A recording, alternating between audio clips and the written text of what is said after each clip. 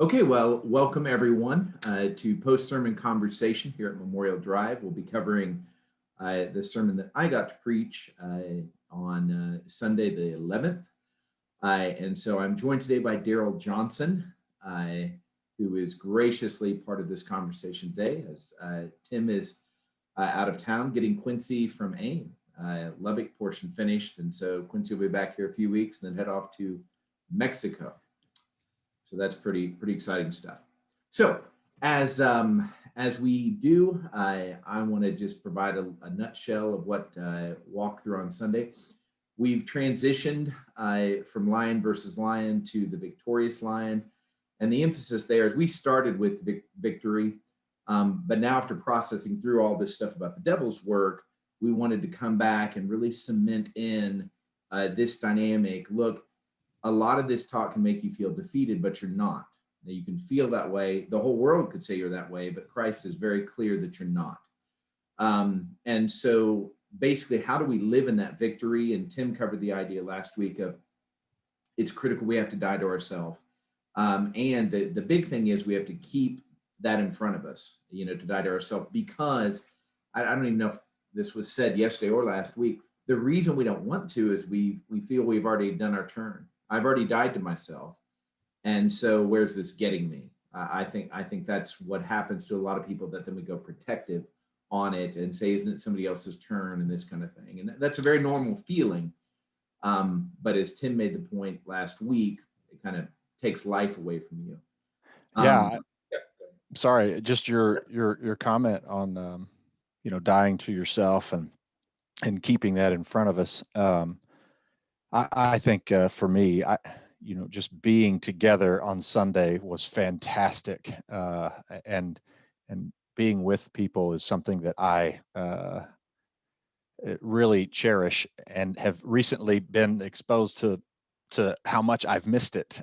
So that's been fun to be a part of. But when Tim said that a couple of weeks ago, and then you kind of came alongside it, one of the things that it's a struggle for it, dying to yourself is not easy. It's like sometimes I look at that and I kind of look for the easiest path to die to myself with.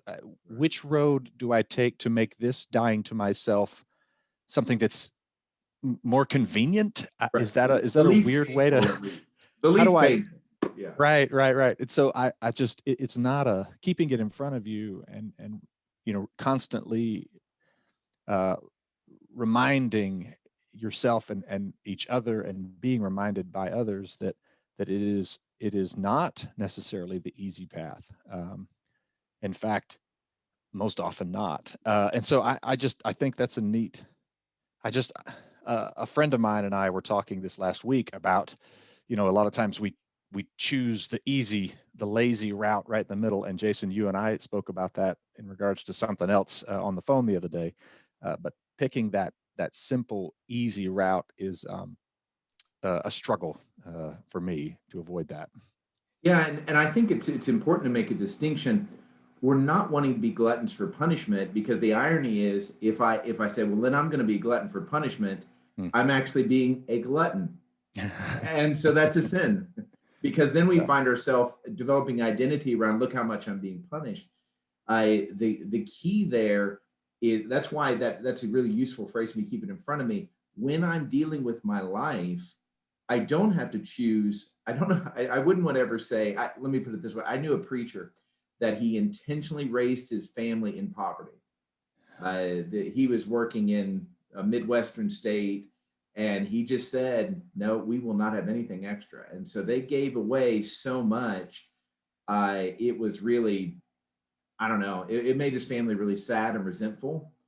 And so, but he had really bought into that dynamic. I'm going to make this as hard as possible.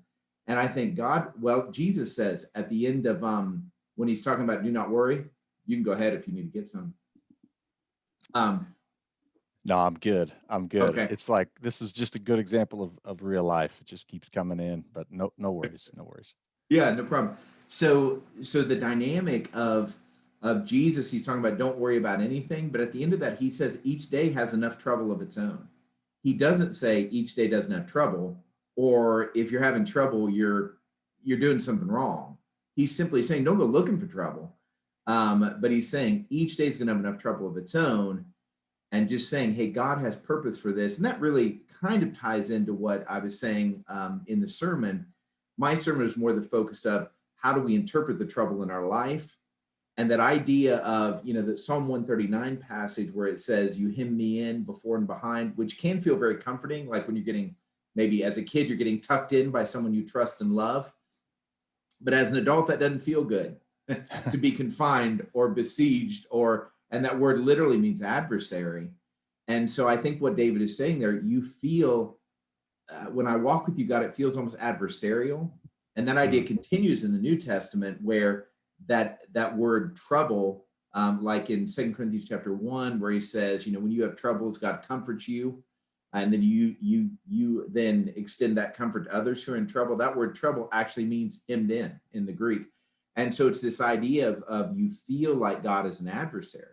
And if you don't have your perspective right on this, the more you dig into and the more you pursue Christ, the more you genuinely want to love God, you will feel more and more oppressed, where it's actually him pushing you in the direction you need to go, but it feels like you're losing your free will sometimes. It feels like you're losing that choice to, I don't know, get what you want, in its most basic thing. And so to be able to recognize, no, God uses that trouble to refine me for my good, not randomly, but every time.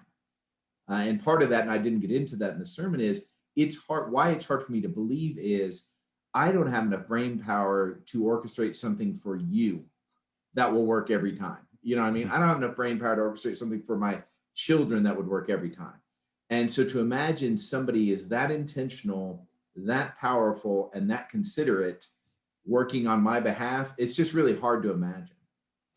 So trusting God, it's just a big leap. Yeah, that heads into one of the things that I had written down Sunday morning. But the question that we ask ourselves, is God pushing against me here? Is God not for me? Am I alone in all of this? And if so, why? Kind of that searching, and you could literally lay that over a lot. It covers a lot. But when you brought up the seen and unseen, we're not focused on what is seen. We want to focus on what is unseen, because one is temporary and fades away, and the other is eternal and does not fade away. And the trouble with that is I wonder about some of that, how that relates to, is God pushing against me here? Or am I pushing against God here? And if so, is it my drive towards something that I can see, and my avoidance or choosing to not be a part of the unseen? Or I don't understand the unseen, and so I just assume that something's not right. And when the unseen and the seen push pull comes up, that's really, it ties into, how do we look at what you're going through, and ask yourself, is God, is this me pushing against God, or is God making this difficult for me, or why isn't this working out? And I think there's that battle within us between flesh and spirit,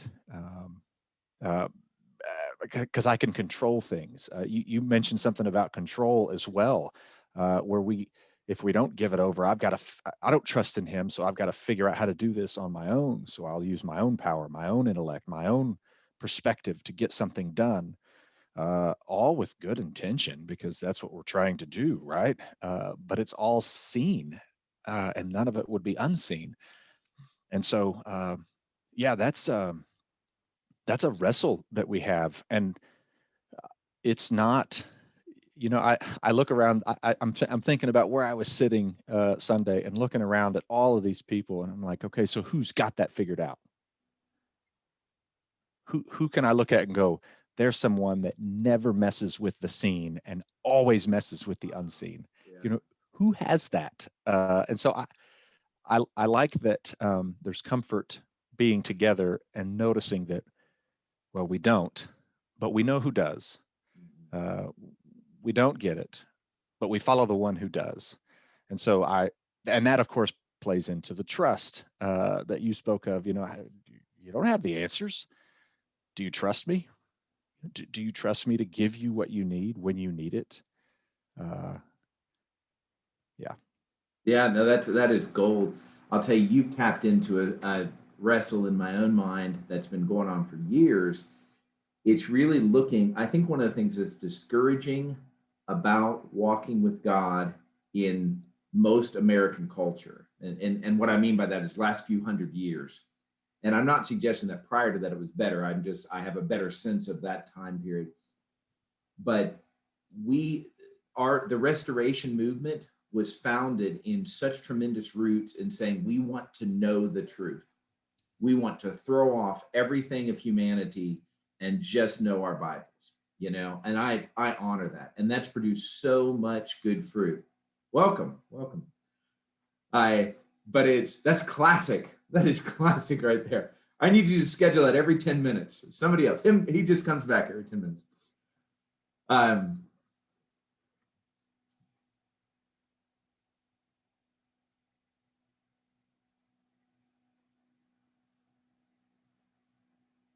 Very good. That is awesome. Yeah, that was amazing. So but the whole notion there is even that I'm like, what is God doing in that? What we would think of as an interruption, you know? And this goes back to the challenge of my upbringing is I was taught if I don't know, then I can't act. Mm. If I'm not sure, then I can't make forward progress. Now here's the rub. Tell me a person in the Old or New Testament that knew where this was going. Peter did not ever know where this was going. I mean, even in our last real interaction with him, when he's up on the roof and you say, Peter, how's this going to go? He's like, I'm going to take a nap. Then I'm going to go downstairs. I'm going to eat. How's tomorrow going to go? Pretty much the same thing. Right. And then all of a sudden he has this dream. Next thing he knows, he's on his way to Cornelius' house and he has done the unthinkable. He has offered salvation to Gentiles. He did not know where this was going and nobody else did either. But we as Christians need to, well, where's this going to go? If you do this, where's this going to go? And see, anytime we talk all day and we say, oh, unseen. Yes, we love that. But we don't love it. We love what is known and what is predictable. And I'm not talking about we as somebody else. I'm talking about we as me. Yeah. It's this idea of where will that lead us? And I'm not even talking about the slippery slope, although that would apply there. I'm talking about even in the moment. I had a moment when I sat down yesterday from after preaching the sermon, and I thought, oh, I didn't emphasize enough that God is with us. I was so focused on it's going to feel like God isn't with you. I didn't emphasize enough. And I sat back and I felt bad. I'm like, okay, there's nothing I can do now. I'm just releasing it. And I've gotten good at that because I sit down for most sermons thinking, oh, I should have, so I'm releasing that. And then I realized every song was God teaching God with us. And Shane's last reading is the pinnacle of God with us reading, that Romans 8, the tail end there. And I thought, that's the lesson. Not my sermon wasn't the lesson. And see the irony, even in that, what we think is a small way, there's miracle there, there's supernatural there, because the unseen to me was how the songs were going to teach. And I didn't know what Shane's reading was going to be. And God brought that together, and anyone with ears to hear could hear the message, even though I would have wanted that to come from me. And I think, but if you say, hey, Jason, every Sunday is going to be like that, I'm going to start to wonder, wait a minute, that gets scary. Yeah. Matter of fact, I would subconsciously double down to make sure it wasn't like that. Yeah, that's good. If you were to say, hey, you have an assignment, you need to leave one glaring thread in every sermon, like one obvious, why didn't you talk about that? I'd be like, that is terrible communication, Daryl. And I'll do it because you're an elder, but that's dumb. Yeah, I think, just your quick hit on, Peter and thinking about, okay, so how's this going to go? Come on out in the water with me. He thought he knew how it was going to go, and he was right for just a little bit. And then, all right, Abraham, it's time to go. How's that going to go? Well, I'm going, where am I going? Just head out. And yeah, that's good. And I struggle greatly with knowing how it's going to go. And I think that resonates with many on different angles of how is it going to go. On my angle, it's going to go how I make it go. On other people, they may struggle with, well, it could go 751 different directions. I don't think of the 751. I think of the one that I've got right. That's how it's going to go. And so we each struggle with, well, or maybe how's this going to go? Well, I know how something like this has gone in the past, and so they base how it's going to go on stuff in the past. And I just want bigger eyes.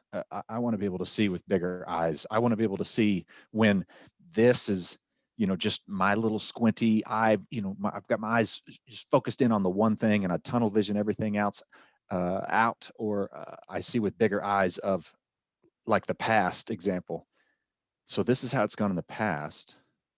And I didn't have much faith on that one. And it went crazy. I'm gonna start this one with at least that much faith and build on that. You know what I mean? And so those are the kind of eyes that I'm talking about. The unknown, the trust, the unseen. And so how do you do that and navigate flesh and spirit together? And that's the learning. That's the constant. That's the life, the race, the run. So right. Now, you would be better to tell me about how this works, what I'm about to talk about, than I would. But I know the basics of muscle memory, physical muscle memory, and I think especially with your baseball background and maybe even your training, your police training, there's a lot of muscle memory stuff that you do. I knew this in the Army. Yes, we were training on how to tear a gun apart and put it back together. We were training how I meant weapon. I'm sorry to all my drill sergeants. Training how we tear down our weapon and put our weapon back together. We go out on the ranges and we throw grenades. We do these to train, but it wasn't because when you get in this situation, all of a sudden you're like, okay, lesson one. Right. That's why you'd repeat the same thing over and over and over again, so that when the situation popped up, you didn't think. You moved into that muscle memory part of you. Right. A good example of that is like when you're shooting a gun on a range in a controlled setting, to practice a reload, you don't take the magazine and hold it and put it in your pocket and set it because you've got all your pockets and everything around you. You let it drop to the ground and you reload, right? Because that's muscle memory. If all you ever do is take the time to put it in your pocket and then put a new one in and get all ready, you have just created a muscle memory that when milliseconds matter, it's not good. And just, it's like military, you talk about that kind of, reloading, you would do that over and over and over. You wake up in the morning or whatever, I hear, I wasn't in the military, but you're going through the motions of what your muscles have done over and over. Baseball, same way. You'll catch guys that would have some hitch in their swing, and literally a coach would sit there and poke your elbow every time you did the thing that you weren't supposed to do. And and then you'd get it up there, and after a while he wasn't poking your elbow to make it be in the right position or weight, that kind of thing.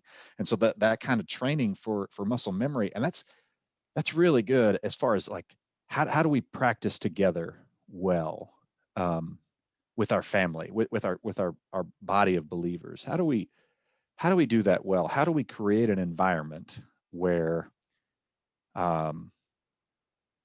we can be the light to each other and screw up and mess up and still at the end of the practice circle around and pray and then leave the practice field? What does that look like? I'm very quickly shaking hands with an analogy to some kind of baseball. That's exactly right. Well, that's where my head went. I recognized years ago that, two things. Number one is that everything physical is most likely a spiritual analogy. It's a spiritual parable playing out, and that's why I think Jesus spoke so much in parable, because it would resonate.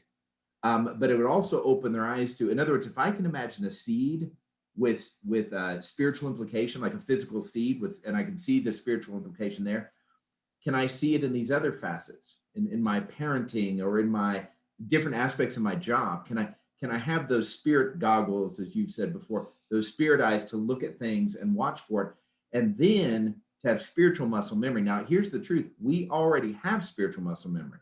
That's trained into us as kids, but I would suggest we have a lot of unlearning to do. I have had a lot of unlearning to do. For example, I am having to unlearn defensiveness. Holy smokes. Like, I feel like the churches I was raised in, we were trained in defensiveness, like as thoroughly as I was trained in using a weapon in the military. I mean, matter of fact, more thoroughly, because the way you learn is you'd ask the wrong question. And it could be about anything, but it also included things about God. Hey, is God like men? And no, he's not like men. You know what I mean? Well, can a person be saved and not be baptized? No, we can't do that. You know what I mean? What if I want to worship and play a guitar? No. You know what I mean? It just, you barely get the words out, and there to be this heavy wave of defensiveness.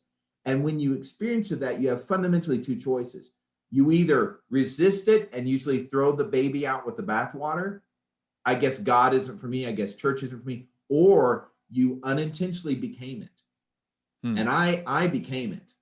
I became it. Like it is so deep seated in me that is my muscle memory when you suggest something different. So years ago, and this was a God-led thing, but it was, I remember us even being trepidatious. You weren't an elder yet, but when we were considering doing exercising your understanding years ago, which was the predecessor to Dialego, when we did that, there was some concern.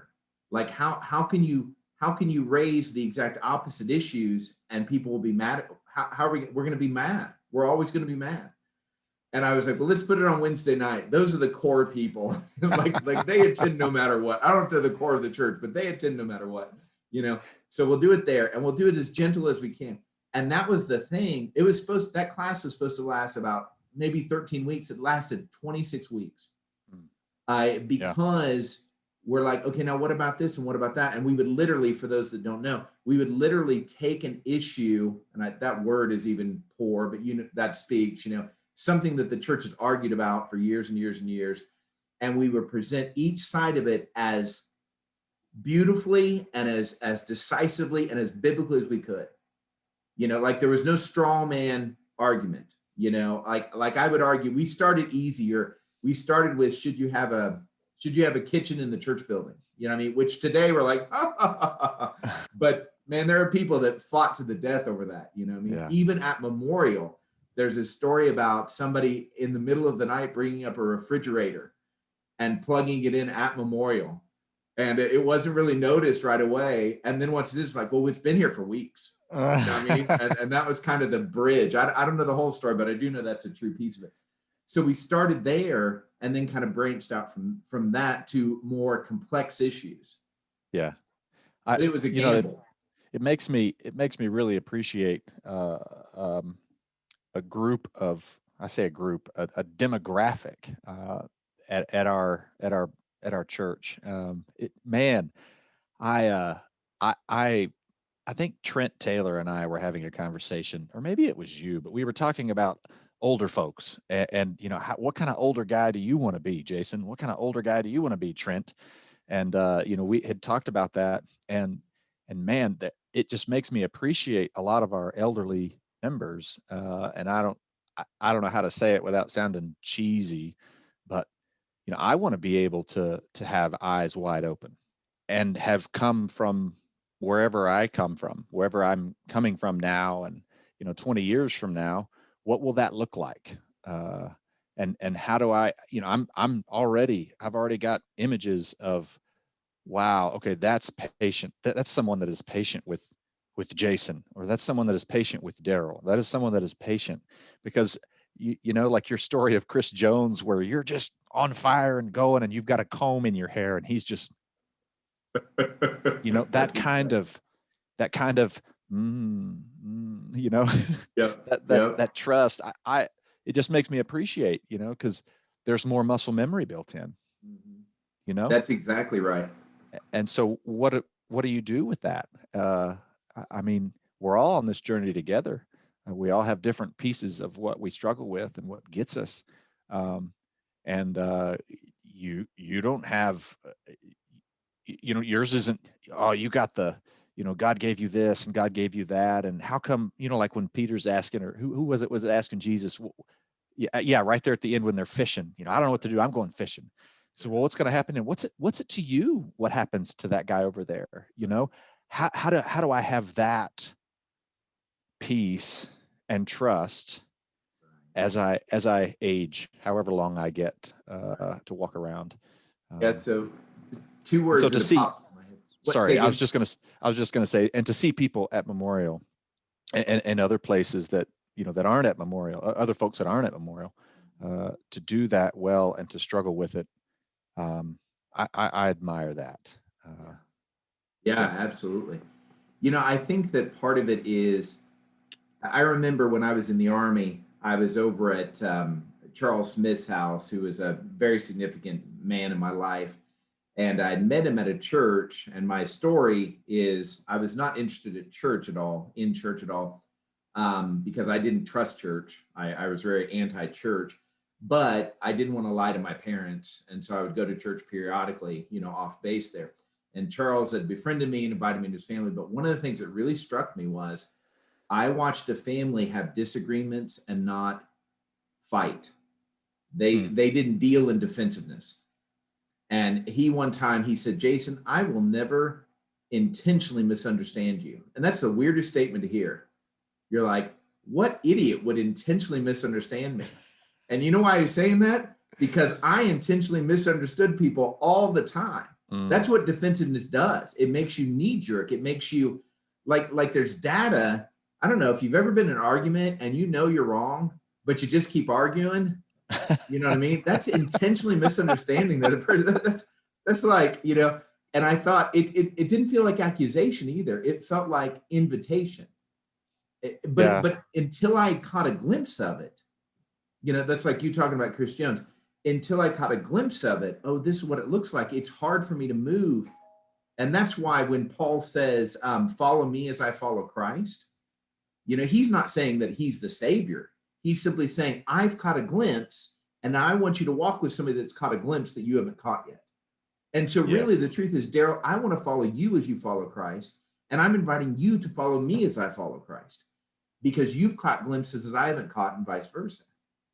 And I think this is part of that opening up. And the two words that pop into my head is, what's God's posture to you? Is God a critic or is he a creator? And that I obviously could use other words, but those, have that syncopation kind of dynamic. The critic is how I was raised. When I made a mistake, God's like, oh, again, you knew better. That was because that's what my parents would tell me. You knew better. The church would say, you know better. If somebody would come down front, they better say, I should have known better, and I'll never do it again, ever, ever, ever, ever, ever, ever, ever, and so God was presented as a critic, but if he's a creator, I come up and I'm like, oh God, I blew this. And he's like, yeah, you did. Look what we made from that. And I'm like, how could you do that? And I had somebody write me recently and say, man, a lesson that was preached recently really convicted me that I've got a grudge against somebody, in my church. And I just can't bring myself to talk to them about it, And I said, well, let's talk, and they haven't taken me up on that yet. And not that I'm one tool in the shed for God, there's tons of people he can work through. But what I believe about this person is they can't imagine having a conversation like that and it not exploding. Yeah. And so they need to, I would want for them to get to a place that what you need to be saying is not yet. You haven't had a good experience with this yet, but God is a creator. Yeah. And he can create even better. And so I think that's part of our reorientation and muscle memory training. Yeah. I really like that. I that's something that I'm working through in my brain, as well as outwardly, in a couple of scenarios with some dear friends and brothers in our body. And so it kind of brings me back to the practice, I don't want it to be foreign for us to be able to to to have, it would be totally foreign to have those kind of conversations. When we do this at my house, if I get really going, my wife or my kids kind of give me the old turn the knob down, like, Daryl, you're at a 12, Dad, you're at a 12, turn that down to about 7 or 6 or 5, just turn it down a little bit. And I watch that and oh yeah, okay, because I'm learning. I want to keep learning, how do I do this? And so now I'm branching out with other folks, that whether we agree or disagree on this, that, or the other, doesn't matter. What we're shooting for is that unity, and then to step into zones to where, like you're discussing, I don't know, I can't imagine not blowing up into an argument with someone. Cool, let's practice that here. Let's practice that right here with the people we know, and step into it and see what God does with it, not knowing the end result. Yeah, that's definitely a big hurdle and hill that I am moving upwards in Yeah. on. And I think too, when you're in a conversation like that, when you're able to speak honestly, and yet the other person is going to love you deeply still, and you're going to love them deeply, that is not natural. And I think this is another problem with us, is because it's happened in our life, we make that a natural occurrence. That is supernatural. Hmm. Because I think this is part of seeing God as never ever creating in our life, is when I don't acknowledge the supernatural that's happened in my life, then I don't look for it the next time. I consider it a one-off. I mean, oh, we got lucky there, or what a coincidence, or whatever. But when I say, man, I give God glory, because that conversation could have gone devastatingly bad, like relationship ending bad, Sure. and yet it became beautiful. But even that terminology of Heather and I will do that for each other. We'll say, hey, your volume, can you turn your volume down just a little bit? Like, I think what you're saying is right. Like Heather the other day, and this is terrible, Daryl, I hate realizing this about myself, that when I'm on a roll with a point, I over exaggerate. It's not like, I had a friend, I'll give an example, but I had a friend who, when he'd get a B on a test, he'd tell you he got an A. And it's just that's not how I exaggerate. What I will exaggerate is, I will exaggerate the emotional impact of it. Like, instead of saying, when somebody does that, it hurts me, I will be like, when somebody does that, it devastates me. Honestly, a week ago in a staff meeting, I was saying, we're talking about making changes, in our worship order, like how do we bring back Bible hour, and just wrestling through all these things. And once we get to a place where we can add children's classes, how do we add classes and this kind of thing? So there was just a lot of moving parts there. It's a little bit complicated. And at one point I go, hey, look, we don't, and it's such a small thing, but I just know it affects the way I communicate. I said, this is an experiment. We're still working. Like, when we do this, we're not locked in for 47 years. Now, why did I choose 47 years? I have no idea. Why couldn't I just say something as easy as, I know exactly. I could just say something, this doesn't have to be permanent, And once I do that, and Heather and I really work on being honest with each other. Once I do that, it actually, it minimizes the other things I say, And so I've got to do work on turning it down. And I can't tell myself it's no big deal, because, well, for a lot of reasons, but because it's hurting my actual message and causing my hearer, making it more difficult. It distracts my hearer, and then I will take, so here's the cycle of it. I will over exaggerate a bit. It distracts my hearer, and then they don't value what I'm saying as much. And I tell myself they're against me, instead of I'm distracting them from the very thing I'm trying to draw them into, but this is part of that. I mean, if I thought God was a critic, I would just shut down. But if I believe, no, God will create better in me, better muscle memory in me, then I can be opened up. Yeah. Yeah, that's good. That's good. I'm sometimes encouraged by just random podcasts or YouTube videos that I watch of people that are practicing on one another in areas that they struggle with, and I'm like, if they can do that, why can't I do that? Why can't we do that? Why can't we trust in God like that? with that kind of, mindset, and push to the unseen, push to the difficult choice, in a kingdom sort of way. Yeah. Yeah, and then you wonder what would happen. And I'm not drawn to the miraculous. Like I don't because I see where that gets us. If I could do a miracle that was verifiably a miracle on command, then the next thing was, well, can you do another one? Can you? It's like if you really had the gift to heal comprehensively, like Jesus did, where the person didn't need to have faith. You went around as like, I'm healing you and I'm healing you and I'm healing you. That would never end. Like my contention is, if you really had the gift to heal somebody comprehensively, you would never sleep again. Because as soon as your name got out, I mean, you'd have to go unlisted, off the grid. I mean, people would hunt you down every You'd second have of to every get day. you'd have to get in a boat and move a few feet offshore. Well, even further. I mean, they would find you in today's world where our health is like the premium, like everybody deserves to be wholly healthy every minute of every day. I mean, you never sleep again.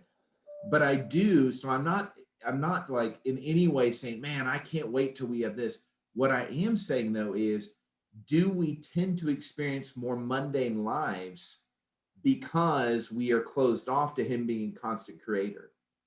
Hmm. And then we look back and we say, well, what has God done in my life? And I wonder if God's saying completely non-defensively, he's like, here's all the things you didn't let me do because you wouldn't put in the work to be a true asker and a seeker and a knocker. You just figured, I know what I know and I'm going to make the best of it. Yeah. But you kept shutting the doors on the opportunities I gave you. And I think you can still be saved and do that. But I also think you lose the power of your life's testimony to really reveal the glory of God. And so that's a question I keep asking myself is, if I'm lean into this, even in simple things that I don't like to do, and I don't think you should do everything you don't like to do, but I think we need to always keep it open to, I don't want to be actively resistant to the Spirit of God here. Hmm. And so, God, do you want me to do this? And just keep that open. And he'll tell you no if you're listening. I mean, he'll give you other opportunity or he'll shut that door. But I think we're afraid to ask because we're like, well, it'll just get out of hand. And that's I won't also, be enough. yeah, yeah. That's also another muscle memory thing. Yeah. Do I do this? What's the muscle memory? Nope. Or yep.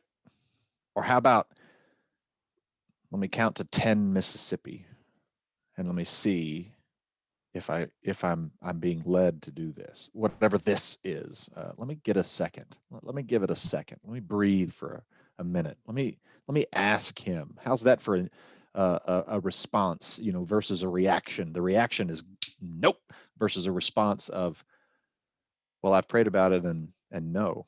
Those look really different, So I would like to continue to work on my training and muscle memory creation, those good habits of responding after a time, taking it to him, asking. And man, I'm not good at that. I'm not good at that. I have spent most of my life assuming that my reactions were correct, instead of working on learning how to respond based on unseen. So yeah, Oh, man, I full really circle here. appreciate that. What's Full that? circle here, Jason. This is heading down 11 rabbit trail lane, Yes. in Yes. regards to your sermon. No, my favorite processing is when you're like, "Whoa, we didn't anticipate that." That to Mm-hmm. me is, I have to be careful that I don't worship that, because I love Sure. it so much. Yeah. The new and the discovery. Well, thank you. This is such a blessing to have been able to do this, to have this conversation with you, and like anything, I believe with all my heart that God, in Ephesians 2:10, where he says, "You're God's workmanship, creating Christ Jesus to do good work, which He prepared in advance for you to do." And I believe that the way we stay in the game, if you will, is we stay open to, oh, maybe God prepared this for me to do.